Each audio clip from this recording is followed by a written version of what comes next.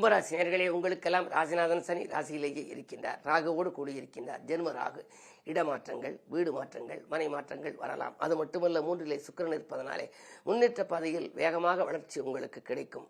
பணம் பல வழிகளில் வந்து பையை நிரப்பும். தொழில் வளம் சிறப்பாகவே இருக்கின்றது. தொழில் இருந்த எதிரிகள் விலகுவார்கள்.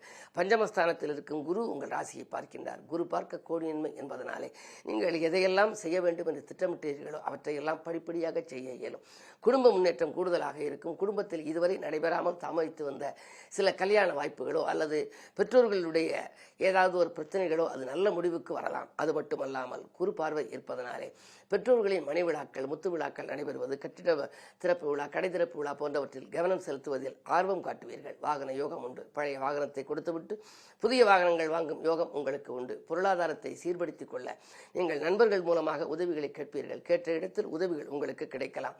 மாற்றினத்தவர்களின் ஒத்துழைப்போடு கூட்டு முயற்சியிலிருந்து விலகி தனித்து இயங்கும் வாய்ப்பு உங்களுக்கு வரப்போகிறது. இந்த மாதம் முழுவதும் இனிய மாதமாக அமைய சனி பகவானை வணங்குவது நல்லது.